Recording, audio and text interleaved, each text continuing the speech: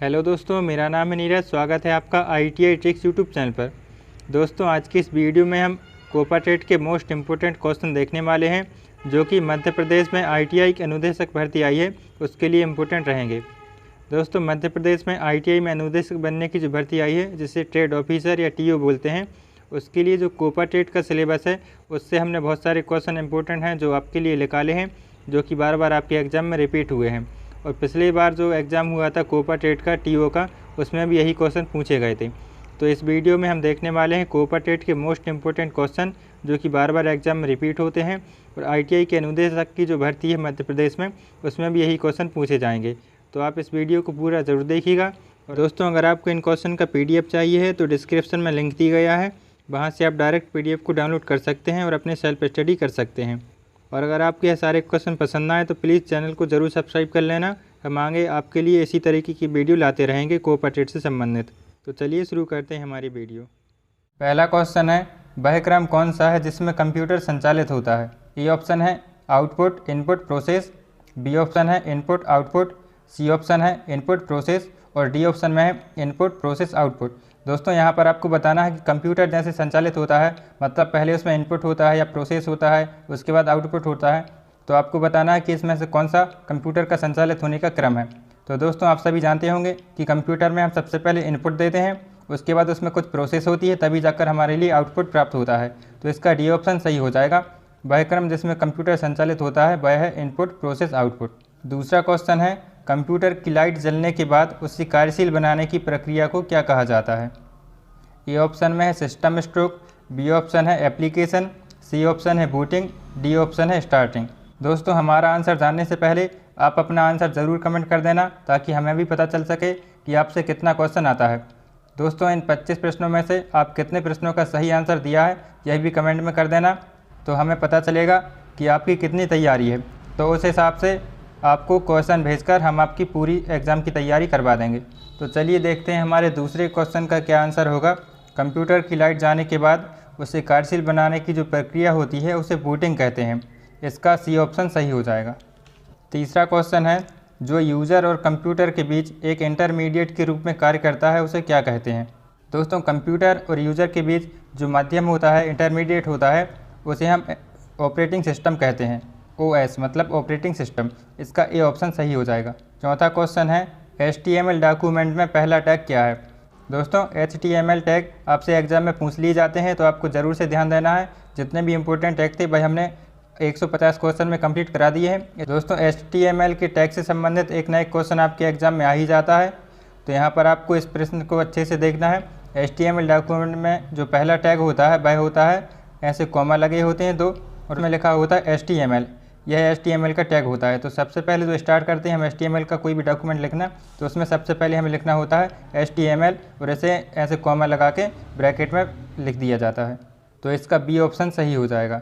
पांचवा क्वेश्चन है, optical disc का डाटा रिकॉर्ड करने के लिए किस प्रक्रिया का उपयोग किया जाता है? दोस्तों, कंप्यूटर से संबंधित क्वेश्चन आप इंग्लिश लैंग्वेज में ही समझते हैं, लेकिन आपको ITI एग्जाम में बिल्कुल शुद्ध हिंदी में क्वेश्चन पूछ लिए जाते हैं। इसलिए हम आपको बिल्कुल वैसा ही क्वेश्चन सॉल्व करवा रहे हैं, ताकि आपको परीक्षा में क्वेश्चन समझने में कोई भी परेशानी ना हो। तो यहाँ पर आपको बताना है कि डाटा जब रिकॉर्ड करते हैं उस प्रक्रिया को क्या कहते हैं? उसको बोला जाता है बर्निंग। जब हम ऑप्टिकल डिस्क पर डाटा रिकॉर्ड करते हैं तो उसको बर्निंग बोला जाता है। इसका ए ऑप्शन सही हो जाएगा। छठवां क्वेश्चन है, कौन सा कारक उत्पाद की लागत निर्धारित करता है? पहला ऑप्शन है प्रत्यक्ष लागत, दूसरा ऑप्शन है मानक लागत, तीसरा ऑप्शन है अप्रत्यक्ष लागत और चौथा ऑप्शन है लागत के तत्व मतलब एलिमेंट ऑफ कॉस्ट। तो यहाँ पर आपको बताना है कि उत्पाद की लागत कौन निर्धारित करता है, तो इसका आंसर है लागत के तत्व मतलब एलिमेंट ऑफ कॉस्ट होते हैं, वह उत्पाद की लागत को निर्धारित करते हैं। इसका डी ऑप्शन सही हो जाएगा। सातवां क्वेश्चन है, जावा स्क्रिप्ट कोड चलाने के लिए कौन जिम्मेदार है? दोस्तों, जावा स्क्रिप्ट के कोड चलाने के लिए ब्राउज़र जिम्मेदार होता है। तो सातवें क्वेश्चन का बी ऑप्शन सही हो जाएगा। अगला क्वेश्चन है, MS एक्सेल 2010 का फाइल एक्सटेंशन क्या है? दोस्तों, MS एक्सेल का जो फाइल एक्सटेंशन होता है वह होता है .xls, लेकिन यहाँ पर आपको MS एक्सेल 2010 का फाइल एक्सटेंशन पूछा गया है, तो इसका ए ऑप्शन सही हो जाएगा .xlsx। यह इसका ए ऑप्शन सही हो जाएगा। नौवां क्वेश्चन है, किसी व्यक्ति के द्वारा व्यवसाय शुरू करने के लिए निवेश की गई राशि को क्या कहते हैं? दोस्तों, कोई भी व्यक्ति अगर व्यवसाय शुरू करता है तो सबसे पहले जो राशि वह निवेश करता है उसको कैपिटल बोला जाता है। तो इसका सी ऑप्शन सही हो जाएगा। 10वां क्वेश्चन है, एक्सेल में कौन सा फंक्शन रेंज में सबसे बड़ी वैल्यू खोजने के लिए उपयोग किया जाता है? ए ऑप्शन है मैक्स, बी ऑप्शन है लेन, सी ऑप्शन है डी मैक्स, डी ऑप्शन है सेलिंग। तो यहाँ पर आपको बताना है कि सबसे बड़ी वैल्यू खोजने के लिए कौन सा फंक्शन है। तो उसके लिए हम मैक्स का उपयोग करते हैं। मैक्स मतलब होता है मैक्सिमम, तो मैक्सिमम के लिए हम MAX फंक्शन का उपयोग करते हैं। तो इसका ए ऑप्शन सही हो जाएगा। दोस्तों आपसे आशा करते हैं कि आपको यह वीडियो पसंद आ रही होगी, तो आप इस वीडियो को लाइक कर दें और अपने सभी दोस्तों में से शेयर ज़रूर कर दें, ताकि हमारी मेहनत भी सफल हो सके और यह 150 इंपॉर्टेंट क्वेश्चन उन लोगों तक भी पहुँच सकें। 11वां इंपॉर्टेंट क्वेश्चन है, कौन सा उपकरण उपयोगकर्ता के स्लाइड के लिए अलग लेआउट का चयन करने की अनुमति देता है? दोस्तों जो यूज़र होता है उसके लिए स्लाइड के लिए लेआउट चयन करने की अनुमति देता है, उसे स्लाइड लेआउट कहते हैं। तो इसका डी ऑप्शन सही हो जाएगा।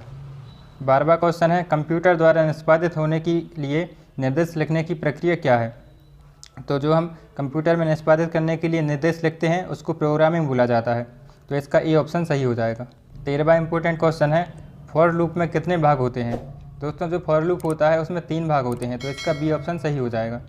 14वां क्वेश्चन है, ई कॉमर्स बिजनेस प्लेटफॉर्म जैसे अमेजॉन, ईबे आदि का कौन सा स्कोप है?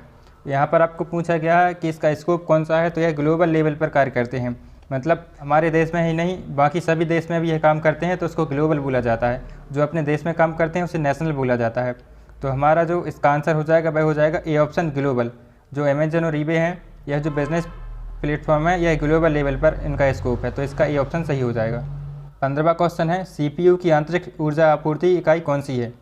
तो यहाँ पर आपको बताना है CPU में जो एनर्जी आती है उसकी इकाई कौन सी है? उसकी इकाई होती है SMRS। इसका ए ऑप्शन सही हो जाएगा। 16वां क्वेश्चन है, भारतीय संसद ने IT एक्ट कब पारित किया था? दोस्तों कुछ क्वेश्चन ऐसे होते हैं जो कि आपके कंप्यूटर से संबंधित नहीं होते हैं, लेकिन वह जीके के क्वेश्चन होते हैं जो कि आपके ITI के एग्जाम में पूछ लिए जाते हैं। तो उनको भी हमने इन सभी क्वेश्चन में कवर करवा दिया है, तो आपको कहीं अलग से क्वेश्चन पढ़ने की ज़रूरत नहीं है। इतना ही क्वेश्चन में आप पास हो जाएंगे बहुत अच्छे नंबरों से। तो देखते हैं हमारे 16वां क्वेश्चन का आंसर क्या होगा। भारतीय संसद ने जो IT एक्ट है वह सन 2000 में पारित किया था। तो इसका ए ऑप्शन सही हो जाएगा। अगला क्वेश्चन है, निम्न में से कौन सा ऑपरेटिंग सिस्टम वास्तव में मल्टीटास्किंग को लागू नहीं करता है? दोस्तों MS-DOS होता है, वह मल्टीटास्किंग को लागू नहीं करता है। तो इसका डी ऑप्शन सही हो जाएगा। 18वां क्वेश्चन है, पावर पॉइंट प्रेजेंटेशन को चलाने के लिए किस फंक्शन की का उपयोग किया जाता है? दोस्तों जो पावर पॉइंट का प्रेजेंटेशन होता है उसको चलाने के लिए हम F5 की का उपयोग करते हैं। ये हमारी फंक्शन की होती है। तो F5 की से हम पावर पॉइंट में प्रेजेंटेशन को चला सकते हैं। इसका बी ऑप्शन सही हो जाएगा। 19वां क्वेश्चन है, VAN के लिए कौन सा उदाहरण है? यहाँ पर आपको बताना है कि वाइड एरिया नेटवर्क VAN का फुल फॉर्म होता है। इसके लिए कौन सा उदाहरण सही रहेगा? तो जो VAN का उदाहरण है वह होता है ईथरनेट। तो इसका ईथरनेट उदाहरण हो जाएगा। तो हमारे 19वें क्वेश्चन का आंसर ए सही हो जाएगा। 20वां इंपॉर्टेंट क्वेश्चन है, विंडोज़ में मिनिमाइज एप्लीकेशन कहाँ रहता है? दोस्तों कंप्यूटर की स्क्रीन पर जो हम एप्लीकेशन को मिनिमाइज कर देते हैं वह हमारे टास्क बार में रहता है।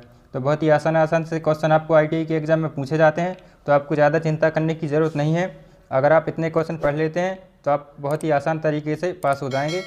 तो यहाँ पर आपका 20वें क्वेश्चन का आंसर पता चल गया होगा कि हमारे 20वें क्वेश्चन का आंसर डी है, टास्क बार। दोस्तों इससे पहले हमने 25 क्वेश्चन की 5 वीडियो चैनल पर अपलोड कर दिए हैं, तो आप उन वीडियो को ज़रूर देख लेना, आपको कुछ और पढ़ने की ज़रूरत नहीं पड़ेगी। 21वां क्वेश्चन है, पावर पॉइंट में text, item chart, song, video इत्यादि कौन से आइटम हैं? तो यह जो यहाँ पर दिए गए हैं ये हमारी स्लाइड्स होती हैं। पावर पॉइंट में जो स्लाइड होती हैं वो टेक्स्ट होती हैं, सॉन्ग होते हैं, वीडियो आती हैं, इन सबको हम स्लाइड बोलते हैं। तो इसका सी ऑप्शन सही हो जाएगा। 22वां इंपॉर्टेंट क्वेश्चन है, बैकग्राउंड कलर जोड़ने के लिए सही HTML टैग को चुनें।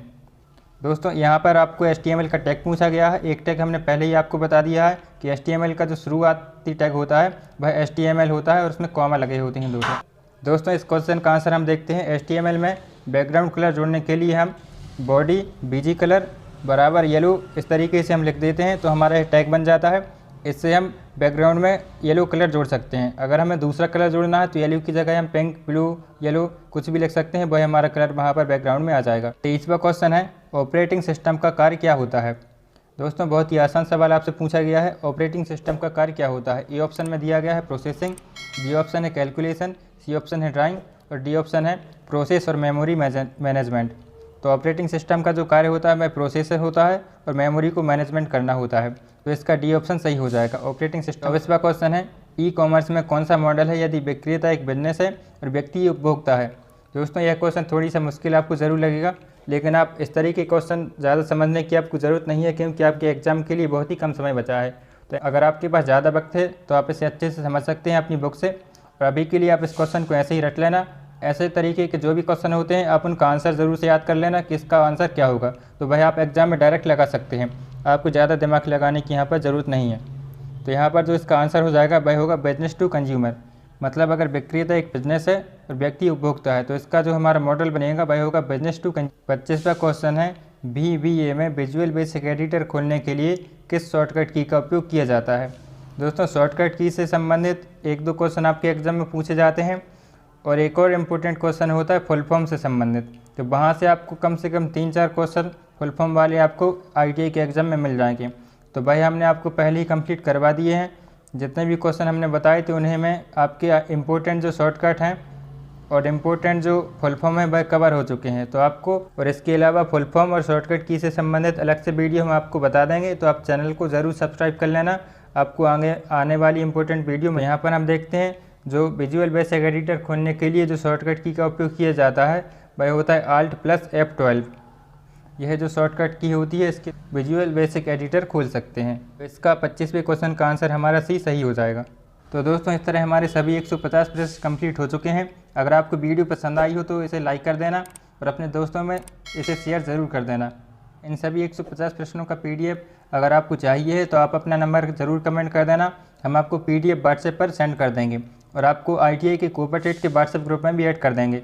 वहाँ पर आपको ITI से संबंधित सभी ITI के स्टडी और एग्ज़ाम से संबंधित सभी महत्वपूर्ण छोटी बड़ी जानकारी के लिए प्लीज़ आप ITI ट्रिक्स यूट्यूब चैनल को ज़रूर सब्सक्राइब कर लेना।